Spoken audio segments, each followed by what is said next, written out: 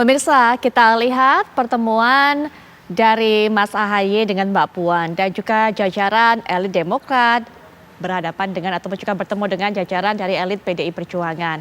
Nah, ini kita lihat sebelum-sebelumnya memang sempat terjadi pada tahun 2019. Kita lihat Mas AHY bertemu juga dan ini adalah pada 5 Juni 2019 pada saat momen Lebaran. Kita lihat di sana bagaimana keluarga besar dari Mas AHY, kemudian juga ini 6 Agustus 2020 bertemu di DPR, Mas AHY bertemu dengan Mbak Puan juga. Dan jadi terakhir adalah 6 Agustus 2020 pertemuan terakhir dan baru saja terjadi pada kemarin pagi. Dan berikut ini kita lihat bagaimana sebenarnya pasang surut hubungan dari Pak SBY dan Ibu Mega. 10 Agustus 2001 kabinet gotong royong di mana pada saat itu Bu Mega menjadi presiden dan Menko Polhukamnya adalah Pak SBY. Kemudian juga 11 Maret 2004 SBY mengundurkan diri dari kabinet dan 10 Mei 2004 Pak SBY mendaftarkan diri sebagai calon presiden.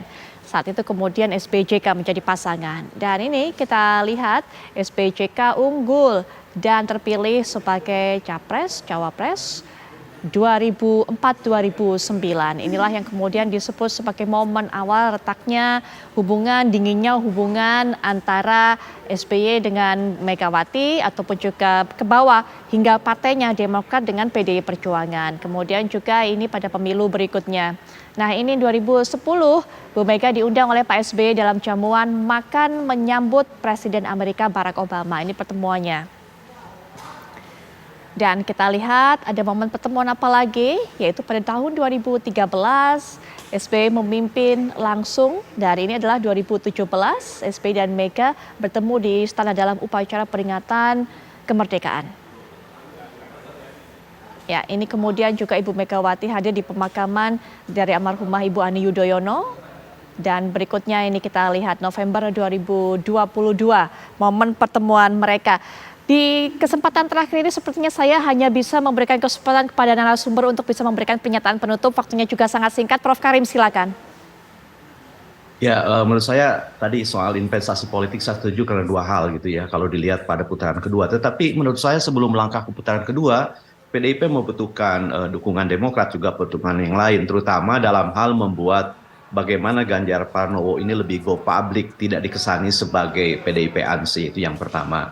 Yang kedua, betapa banyak sebenarnya sisi-sisi yang bisa dieksplor untuk membuat sebuah pantas point atau titik temu antara Demokrat dengan PDIP. Selain faktor kesejarahan tadi, kemudian juga Puan menyebut mereka sama-sama muda, mereka sama-sama pernah menjadi bagian dari keluarga istana. Tetapi menurut saya ada yang lebih penting dari itu, bahwa kedua tokoh ini menghadapi tantangan yang sama gitu. Hanya bedanya yang satu ketua umum partai, yang satu ketua DPR, tapi keduanya merupakan cliffhanger di partai itu. Tinggal sekarang persoalannya adalah bagaimana mereka mengatakan kepada publik bahwa apa yang mereka lakukan itu penting kesannya sebagai publik. Sehingga tidak terkesan ini hanya pertemuan yang anti klimaks, ramai di pembincangan sebelumnya, di pemberitaan sebelumnya, tapi ketika disampaikan dalam konferensi pers kok seperti tidak ada apa-apanya, selain menyampaikan pesan generik tentang pemilu damai dan lain. Terlepas dari itu semua, saya katakan ini adalah sebuah promising meeting, sebuah pertemuan yang menjanjikan, karena kita tidak bisa membaca per pertemuan kemarin, tetapi sekali lagi dalam politik apapun bisa terjadi ketika komunikasi sudah terjalin. Gitu. Ya, baik Prof. Karim, terima kasih Prof. Karim sudah meluangkan waktunya memberikan pandangannya. Singkat saja juga penutup, Mas Umam, silakan. Ya, saya pikir ini akan menjadi momentum yang sangat baik, Mbak. Tetapi pada saat yang sama sepertinya teman-teman di PDIP masih mencoba untuk menentukan langkah secara cermat. Karena bagaimanapun juga per hari ini dukungan yang diterima oleh PDIP dari Partai Senayan praktis baru dari P3. Sementara P3 sendiri masih memiliki basis elektabilitas yang tipis di atas ambang parliamentary threshold 4,52%, hanya di atas 0,52%. Jika kemudian P3 mampu mempertahankan kekuatannya melampaui ambang batas, maka kemudian PDIP masih memiliki partner nanti pasca di 2024.